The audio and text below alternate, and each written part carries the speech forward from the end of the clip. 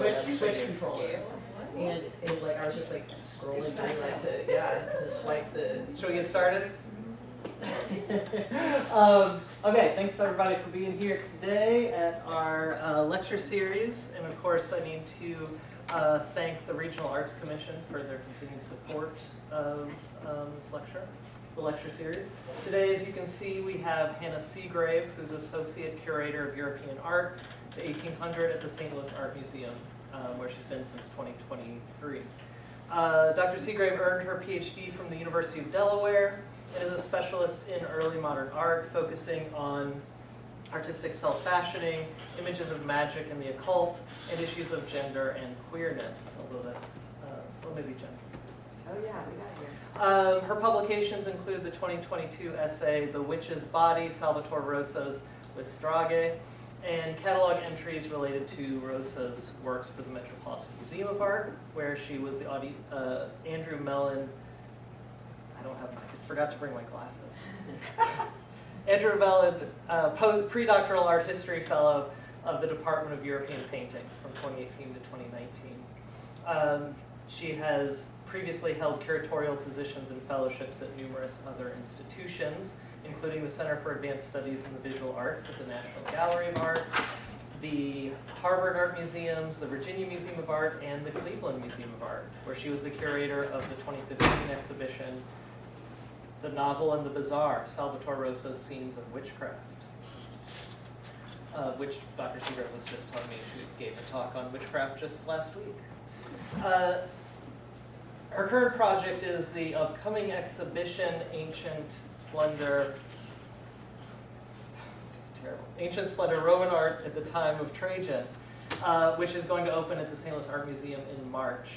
And it looks like an amazing show, so I hope you all will look forward to that. And I should also point out, right after the lecture, Dr. Segrave will be doing a workshop over in Bass 8, thinking about the path to curation, I think, right? As well as some behind-the-scenes discussion about how museums acquire works, including acquiring the work that Dr. Segrave is speaking about today. So, with no further ado then, let's hear about this sculpture, and please join me in welcoming Dr. Segrave.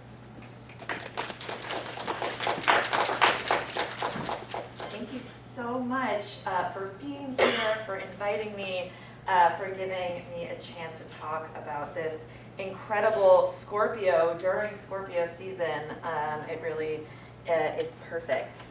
And I should say this is a kind of new avenue of research for me, and again, we'll talk about this a little bit in the workshop, that sometimes the things that you specialize in get stretched and broadened when you work in a museum. So even though I was trained as a 17th century specialist, my department covers ancient art, like my upcoming exhibition, all the way until 1800, and it is the 18th century that we're going to be looking at today. So, without further ado, at the 1787 Royal Academy exhibition in London, England's most notorious woman sculptor and honorary member of the RA, Anne Seymour Damer, displayed a portrait of a boy in the character of Mercury, a head in marble. Imagining the god as a youthful boy, the bust of Mercury is just under life size and carved from a single block of white marble, facing forward with an expression of calm serenity. On top of his head is a short-brimmed pentassos, which is a traveling hat used in ancient Greece, from which protrude two small wings on either side of his head, identifying him as the Roman messenger god. His chest exposes his bare skin, and he rests atop a circle with a blank plaquette.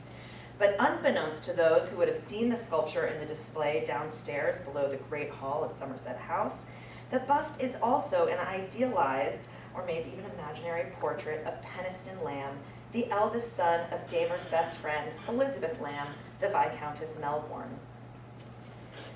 Allegorical portraits, that is, portraits of a sitter in the guise of a historic, mythological, or allegorical personage, were popular in the 18th century, as they had been for many centuries. At the RA exhibition of 1784, Sir Joshua Reynolds exhibited to the delight of all a portrait of the actress Sarah Siddons as the muse of tragedy. One reviewer actually called it a most sublime and masterly performance, which I think really highlights the way that this particular painting is not just a portrait of a famous actress, but that publicly displaying one's artworks was really a performance for an artist's persona. Damer herself was the contemporary sitter transformed into the muse of sculpture in a full-length statue by her teacher, the Italian Giuseppe Ceracchi, a sculpture which for many years stood at the entrance to the British Museum. Throughout the first decade of her career, Damer crafted several portraits that would seemingly fit under this umbrella, including the Peniston Lamb as Mercury, Prince Henry Lubomirsky as Bacchus, Rossi's son as Paris, which is sadly now lost, Elizabeth Farren as Talia, and Miss Freeman as Isis. These were all made in the 1780s. All of the busts are draped in classical dress or undress, front-facing with blank eyes and expressionless features as 18th century understanding of antique authority dictated, with attributes or classical names carved into them for identification. Susan Benferrato called these portraits from this group imaginary heads, and you'll soon understand why I don't like that term, because there's really nothing imaginary about them. But she was the first to recognize that the group really deserved to be recognized as a distinct group within Damer's oeuvre. Benferrato also rightly recognized that these portraits were fundamentally at odds with the type of allegorical portraits made by her contemporaries. She argues that rather than capturing the verisimilitude in her sitter's likeness and simply dressing them in classical garb or giving them references, right, Damer had created these mythological personages. Through a process of kind of selection and idealization, choosing the sitters because of their likeness to these people that she wanted to represent. And while that conclusion is rather difficult, I would even argue impossible or unlikely to prove, it is useful in that it recognizes that Damer strove to emphasize the ancient more than the contemporary in these portraits. But it doesn't explain how or why she does. So rather than allegorical portrait or imaginary head, a better term for this type of sculpture in Damer's career is what I call the mythological portrait. Defining works like the Peniston Lamb as a mythological portrait emphasizes that while the ancient is primary, these works are still portraits, and the term separates them from their kind of surface level comparisons to other allegorical ones. What's central to the difference between a mythological portrait and its cousins is also one of the most important facets of Damer's artistic achievement. Artists like Reynolds did not change or shape their painting style so that the finished portrait would appear to look like an imperial Roman painting. But Damer's style and subject were specifically crafted to make the viewer do a double take, to question if they were looking at the work of an ancient sculptor. So, in order to understand the importance of this mythological portrait, my talk today will focus on Damer's Peniston Lamb as Mercury, as a case study to unpack the idea of the mythological portrait as one of Damer's key self-fashioning strategies.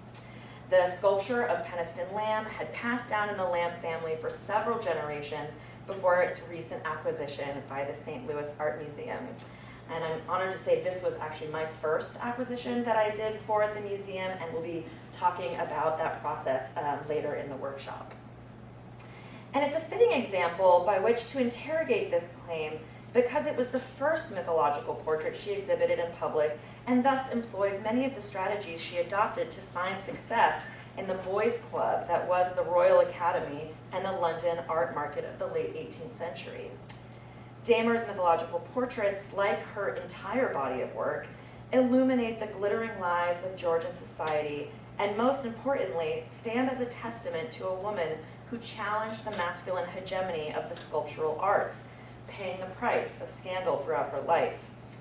As an amateur, and I use that in quotes because it's more nuanced than that, A woman and a publicly outed queer person, Damer's public persona and public life and private life were intertwined, her difference further highlighted by the long-standing masculine associations of sculpting marble. In short, I'll argue that through these types of portraits, Damer crafted a public artistic persona as a neo-classical sculptor. And I use this term neo-classical in a kind of twofold manner, right? First, in reference to the way that Damer sought to bring a neoclassical art aesthetic sensibility, or as it was known at the time, the true style, to sculpture in England. As an artistic movement and style, neoclassicism is a term that didn't come about until the 19th century. Like I said, they called it the true style, because in Damer's own milieu, it was referred to as this in reference to the idea that the artists were attempting to attain what they saw as the perfection of Greek art, particularly from the 5th century BCE, and so aimed to capture those qualities in subject and in form. And here I'm just showing you a few examples of artists who would later be grouped under this idea of neoclassicism to really give you a range of the kind of styles, from the paintings of David at the top or Maestri at the bottom, sculptures by Nollekens and Canova on the left and right. But even more importantly, I use classical literally for Damer, that she aimed to showcase herself as a reborn classical sculptor. Fashioning herself in dialogue with the ancients, she sought to prove that herself, to prove herself that a woman could attain the excellence sufficient to be recorded. So, the Honorable Mrs. Damer, as she was styled, was born Anne Seymour Conway in 1748, the only daughter of Field Marshal Henry Conway and Carolyn Campbell, Lady Aylesbury. She grew up in this well-connected aristocratic Whig family, surrounded by all the kinds of support and inspiration that would allow a young woman to train in the visual arts. Her mother was admired for her feminine art making and embroidered paintings, and her father was the nephew of Robert Walpole, Britain's first prime minister, which made the famous art critic and collector Horace Walpole her cousin and godfather.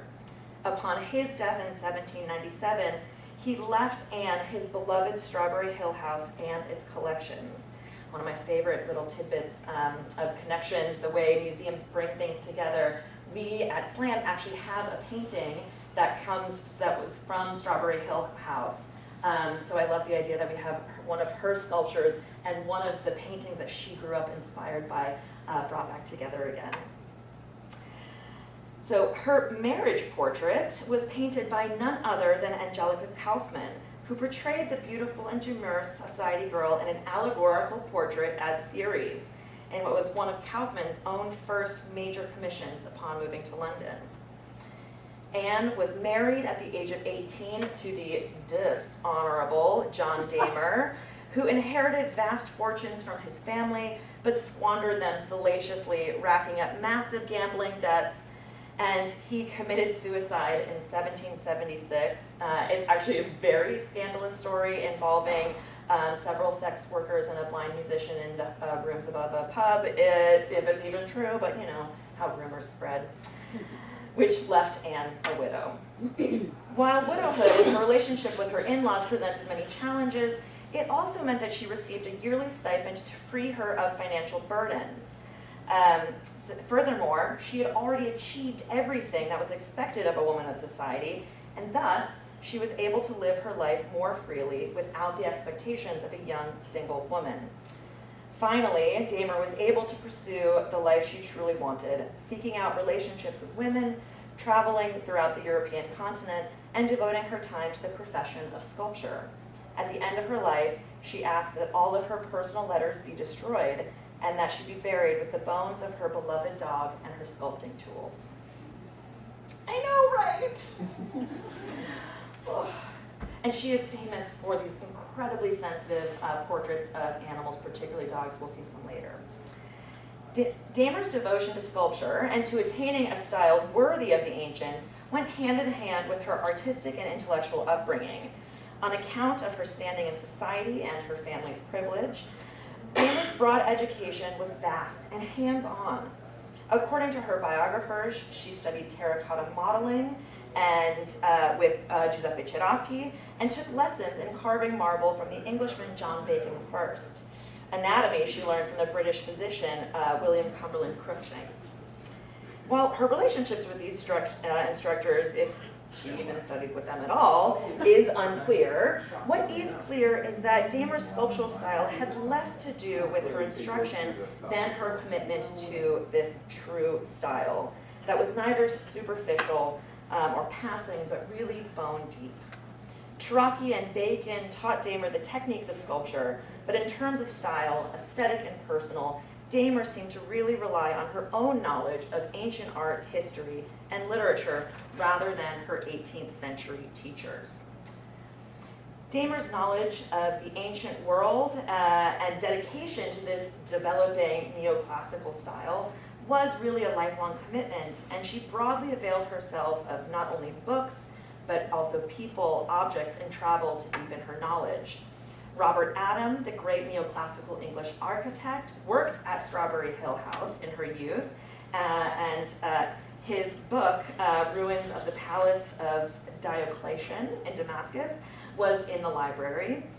And even James, who was called the Athenian, Stewart, who wrote one of the very first British archaeological studies of Greek architecture with Nicholas Revet, worked with for her family at their home, at their kind of family home, Park Place in Berkshire. Not only did she speak fluent Italian and French, but her Latin was known to be excellent, and she was equally diligent with her Greek. While many women of society were trained in Latin at this time, and really to this day, right, it was still quite rare for a woman to possess solid skills in ancient Greek. Writing to her friend and neighbor, one of her lifelong paramours and companions, Mary Berry, in one of Damer's few surviving letters, she mentioned how pleased she was that her Greek tutor, John Livy, comforted her about her efforts. Many of the extracts of letters between these two close companions contain numerous quotations in Greek and Latin.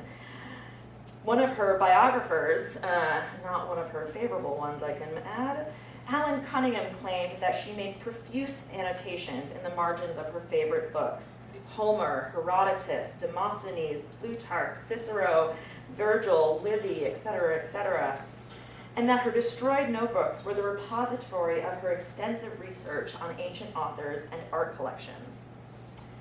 While many artists had to learn about antique sculpture through prints, Damer had access to the Duke of Richmond's impressive collection of plaster casts since he was her brother-in-law. And that collection has been dispersed, but we know that he had casts of both the Apollo Belvedere and the Laocoon that we see here. Even better, while she did not complete the typical grand tour as her male contemporaries did, she did travel extensively in continental Europe, and an unpublished French manuscript of her life said explicitly that she studied that she traveled often to Italy to study the works of art that were found there in order to perfect her knowledge of the true and simple style of the Greeks that she tried to emulate. During her stay in Florence, I told you we'd have cute dogs, in 1781, which is when we think this was probably carved, she made the acquaintance of Princess Yekaterina Vorontsova-Dashkova, an influential Russian patroness and friend of Empress Catherine the Great, who was impressed by her knowledge of Greek and visited Damer frequently while she was toiling away in her studio. Back in England, she continued to strive towards achieving this distinctly classical style. As her biographer Percy Noble claimed, when she was established in London for any amount of time, quote, Damer gave up everything else into pursuit of sculpture. Her study of the best models in France, Spain, and Italy now enabled her to produce works of a far better type than hitherto, end quote. She made copies after ancient works in Sir William Hamilton's collection and studied his collection of vases, which she used then as inspiration for several of the costumes and hairstyles of her sculptures. And so all of this prodigious classical study she channeled into these mythological portraits, like our young Peniston Lamb as Mercury. So Peniston himself was the firstborn son of Elizabeth Lamb and her husband, the Right Honorable Peniston Lamb, 1st Viscount Melbourne, after whom their eldest was named. Like so many of the glitterati and damer's circles, the Lamb family similarly attracted public scrutiny and intrigue. Gossip was rampant that Peniston was the Viscount Milburn's only legitimate child due to Elizabeth's many rumored extramarital affairs. Women like Elizabeth Lamb and Anne Damer understood society's limits upon them, but still tried to find their autonomy within those restrictions, making them easy targets for gossip. As their spectacular, and I brought witches too, we're just hitting the trifecta. As their spectacular triple portrait with their good friend Georgiana Spencer, the infamous Duchess of Devonshire, demonstrates, they clearly understood that their unconventionality painted them literally as the three witches of Macbeth. Damer, the ringleader of her girl gang, is the one who glances out knowingly at the spectator. Such a characterization they seem to wear with pride as each figure grins around the boiling cauldron, playfully capturing all the mischievous of that great Shakespearean line, double, double, boil and trouble. 18th century sorry, we are missing something, but that's fine. 18th century England was a society of spectacle and the moment of the birth of celebrity culture and rumors. After all, right, this is the exact moment that is based on Bridgerton. While Bridgerton certainly takes lots of liberties, it really is capturing this moment of gossip magazines talking about the influential people of society. The Lamb family, thus, were all acutely aware of their own and the family's reputation, and portraits were a key element in establishing the family's position and power. During his adulthood, Peniston had taken over his father's seat as a member of Parliament, and in his youth had sat for several of the most famous portraitists of his time.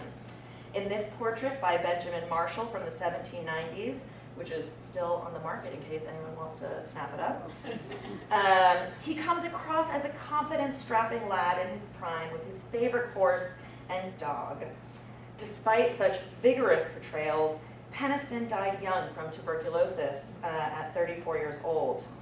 After his death, records of the family claimed that in their grief, the only things that the Viscount and Viscountess had to remember their son were the beloved portraits of him by Sir Joshua Reynolds, Sir Thomas Lawrence, and his youthful bust, the only known sculpture of him, by Anne Seymour Damer. Peniston Lamb as Mercury contains an extraordinary series of contradictions, both a cool abstraction in its neoclassical seriousness and erudition, as well as a deeply personalized intimacy in the way that Damer captures the features of her best friend's son.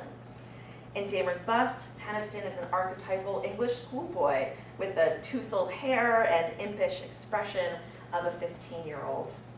These details of affectionate, closely observed naturalism also draw attention to the emotional distance in the portrait created by Peniston's idealized nature, seen in the smoothness of his skin, the classical severity of his oval face, and abstracted almond eyes, so that his childish face transforms into a timeless gaze.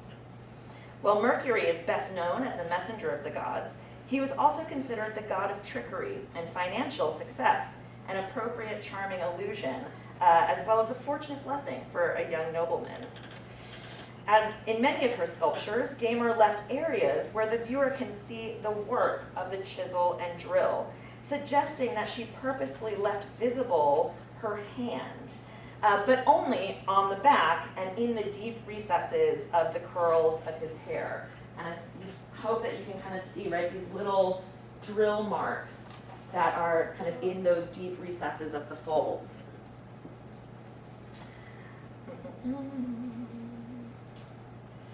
So echoing this tension between ancient and contemporary, Damer constructed a tension between the different viewpoints of the sculpture, right? From the front, we see this eternal, carefully finished ancient god, whereas from the back, we capture the physical presence of the sculptor's hand, the unpolished and unfinished areas of carving, roughness, and work. For the casual viewer at the exhibition of 1787, where this sculpture was unveiled to the public, all they would have seen was the clear line design and simplicity of ancient Greek ideals.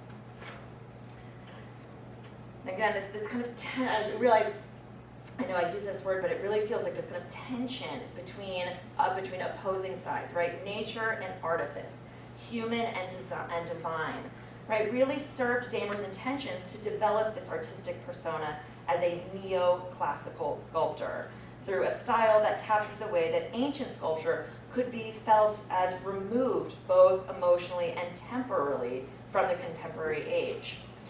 In part, she was able to achieve this not by not displaying these mythological portraits with titles that betrayed the names of their contemporary sitters. So even when Cunningham wrote about the sculptures that he saw in person, that he talked to people about, he was only able to identify some of the sitters in her mythological portraits because he used Walpole's annotated catalog saying who the sitters were. And even then, he didn't know that Talia and Isis were portraits of living peers. By keeping her portraits anonymous or even unknown to the casual viewer, Damer could ensure that her sculptures of mythological figures had more connection to the Greco-Roman past than to the present. So, for example, right, the Penistone Lamb, it was simply referred to in the catalog as Portrait of a Boy in the Character of Mercury, without giving identification to the then 17-year-old. She employed the same tactic when she displayed a head of a boy in the character of Bacchus the next year at the 1788 RA exhibition. Her Bacchus was actually a portrait of the young Polish prince Henry Lubomirski, made around the same time that she that she exhibited Penistone Lamb. Around this same time, her friend Antonio Canova, a fellow neoclassical Italian sculptor who also helped her obtain marbles for carving, also made a full-length marble sculpture of the young prince as Amor. After the success of the 1787 exhibition where Damer displayed the Mercury, that following year was when the Honorable Mrs. Damer became one of the most talked about artists at Somerset House. She was actually the only sculptor mentioned in any reviews. So it seems that her tactics, right, were working to raise her profile in the competitive London art scene. And in refusing to name her sitters, right, Damer assured that her sculptures would be read more as ancient gods rather than any of the numerous contemporary portraits that were kind of overwhelmingly the majority of the paintings displayed upstairs in the Great Hall, right, really ensuring that she stood out. Besides both being portraits of young noble boys cast in the guise of mischievous antique gods and carved in white marble, Penistone Lamb as Mercury and Prince Henry Lubomirski as Bacchus were also both included in a series of 5 engravings by John Jones and James Roberts II that were after marble sculptures that Damer had made and exhibited in the 1780s. The full series also includes portraits of her mother, Carolyn Campbell, Miss Fairness Talia, and her osprey, a sculpture that was made from life from the bird that she herself caught on the Melbourne family's estate. And this sculpture is actually sadly now lost. It was literally accidentally broken in a family cleaning incident on the estate in the early 20th century, and they threw the pieces into the river. Absolutely just, when I found that note in the archives, my whole heart just like sank into the floor. But we have the print to remember it by. What connects all 5 of these sculptures, which were exhibited at the Royal Academy across several years, right? So we have the Mercury and the Osprey in 1787, Bacchus in 88, Talia and Lady Aylesbury in 89 and 90 respectively, is that they're all sculptures in which Damer was directly connecting her subjects and therefore herself to Greco-Roman antiquity.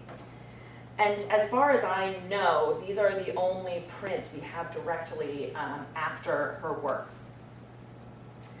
So a cornerstone of art theory in early modern European art, Damer based her mythological portraits on the ancient sculptures absorbed from her travels throughout the continent. The idealization of Peniston Lamb highlights the portrait's proper identification or function as the Roman god. Damer based the sculpture on the celebrated Mercury from the Uffizi Gallery, an ancient marble sculpture representing Mercury as a nude youth, leaning on a tree stump and wearing his famous winged cap. Miss Farron as Talia portrays Damer's close friend and another one of her paramours, Elizabeth, the Countess of Derby, as the Greek muse of comedy, with a similarly severe facial structure and abstracted expression, with delicately flowing curled hair straight from a painted base. It seems likely that she also modeled the statue after that of Talia, now in the Prado, which in the 17th century had been owned and restored to look like Queen Christina of Sweden. The bust of Carolyn, we're just missing some slides, that's fine. The bust of Carolyn Campbell, Lady Aylesbury, is closer to a traditional portrait than a mythological one, but she's still honored in the vestments of a Vestal Virgin and related to portraits of Faustina Minor, the wife of Emperor Marcus Aurelius. And even her offspring was connected to ancient sculpture. Walpole himself owned a prized colossal Roman eagle, which had been excavated near the baths of Caracalla in Rome, which, fun fact, is the ancient structure that was the inspiration for Slam's original Cass Gilbert building. And this was a sculpture for which Damer herself performed the restorations. And Walpole always kind of affectionately referred to Damer's 18th century sculpture as the spoilt child of my antique one.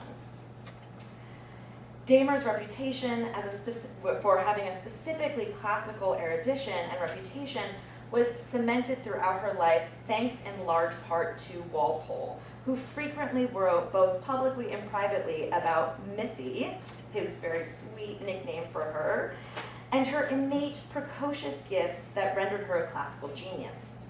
Writing to Horace Mann, he said, quote, "We have by accident discovered that she writes Latin like Pliny and is learning Greek. In Italy, she will be a prodigy. She models like Bernini and has excelled the moderns in the similitudes of her busts," end quote. She traveled to Rome in 1781 for her health, and Walpole wrote in another letter to the Earl of Stratford that, quote, "She has so eminently a classical genius and is herself so superior an artist that I enjoy the pleasure that she will have in visiting Italy."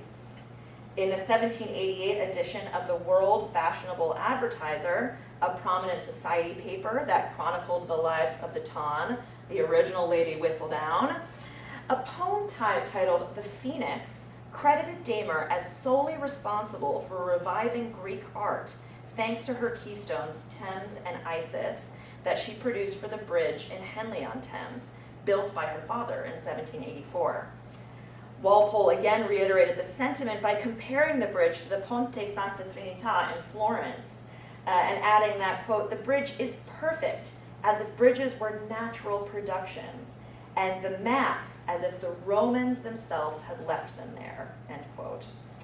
James Dalloway also said, "Among the ancients, no other female sculptor had achieved the excellence sufficient to be recorded." Shout out to the title of this talk. But on the revival of the arts, we have one extraordinary instance. Before comparing her to Polyclitus, the Greek sculptor famed for many works, including the Doryphorus. Putting Damer's name in the same sentence as the most famous ancient sculptors, and even in favorable comparison to them, right, was another play directly out of Walpole, who inscribed laudatory Latin inscriptions, such as one on her osprey, non me Praxiteles finxit aut Anna Damer. Not me, Praxiteles made this, but Anne Seymour Damer. In short, both Damer and her closest allies made sure that her name was continuously spoken in the same breath with the great sculptors of ancient art. But as her champions compared her to Polyclitus and Praxiteles, Damer too campaigned for direct comparisons to the famous sculptors of ancient Greece through her presence of often multiple signatures that adorned her works.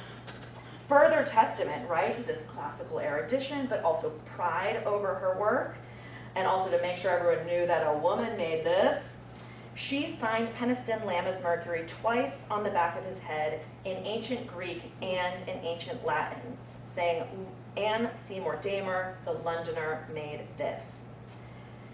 Damer typically signed all of her sculptures, and especially the mythological portraits, sometimes in Greek and Latin, and sometimes both. The version of Carolyn Campbell that's now in Cincinnati has no less than 4 inscriptions. The artist inscribed the sitter's name in Latin on the front and a dedication on the back in Greek, then repeating her signature on the left and the right under the folds of her drapery in Greek and Latin, respectively. On Peniston Lamma's Mercury, it's not just that her carved signature was a showcase of her fluent grasp of both ancient languages, but that the Greek signature in particular was fashioned after the way that ancient Greek sculptors, or more specifically, oftentimes Roman copyists of their works, exactly as they did. As Jeffrey Hurwitz has demonstrated, while signing was rather kind of uncommon and erratic amongst the ancient Greek artists themselves, there was a wide variety of ways that sculptors signed their works, and signatures were particularly popular on Hellenistic portraits.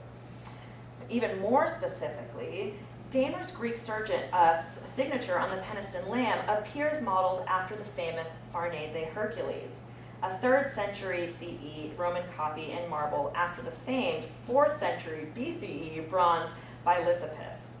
Discovered in 1546 at the baths of Caracalla, like Walpole's Roman Eagle, shout out again to Slam, and now housed in the National Archaeological Museum in Naples, the Farnese Hercules bears the signature, Glykon the Athenian made this.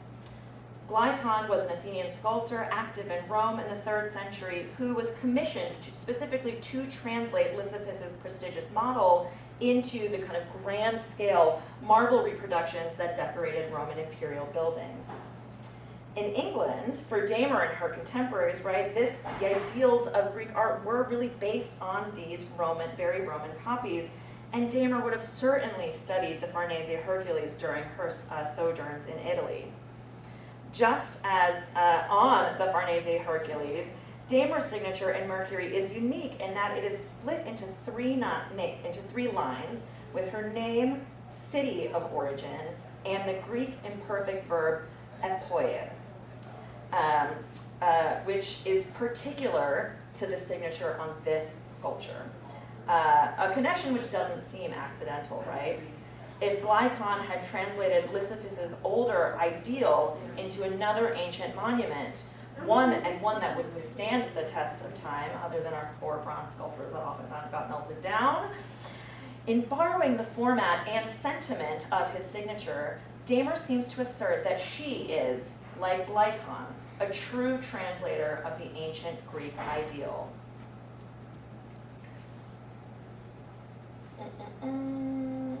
Some things might be out of order. Everything's fine. I'm sorry, guys. That Damer was ambitious, driven, daring, and audacious enough to compare herself to the ancients is clear throughout her life, and putting herself in competition with both her peers and her ancient predecessors, the vast majority of both of which were male, she gestures towards the stakes for herself as a female sculptor. Whether true or a legend, there's this wonderful anecdote of her encounter with a young Italian boy selling sculptures on the street, which we see here illustrated on the left from one of her many biographies. She's on the street with the philosopher David Hume, and this is what inspired her to start sculpting when she was a teenager. Again, these kind of stories from biographies that really kind of emphasize the idea of children prodigies, right? That they did in many male biographies, and here, right, they're kind of putting her in that same line of thought. As Percy Noble commented in the preface of his biography of her life, quote, "In whatever Mrs. Damer undertook, we find an amount of daring and spirit, which is quite uncommon amongst ordinary women." And it's not just that her daring and spirit was uncommon amongst ordinary women, for women had been successful professional and amateur artists for more than 100 years in England. And here I actually show you the most recent acquisition to our department in SLAM, which is a portrait by Mary Beale of her husband Charles, made in the mid-17th century. And she was one of the kind of first really professional studio portraitists in London, right, more than 100 years earlier than Damer. So it's not that she was the first woman, right? It was that she chose the most uncommon avenue for art making for women, marble sculpture. Subtractive sculpture, that is sculpture made by carving from hard substances rather than adding to or modeling in softer ones, such as wax, had long been promoted as the most intellectually and physically demanding practice of art making, and therefore the most masculine gendered. Ever since the great Paragone debates between sculpture and painting in the 16th century, sculpture supremacy was championed by, and then often in memory of, Michelangelo, who justified this position through detailing the mental, visual, and physical skill required for the sculptor. Not only,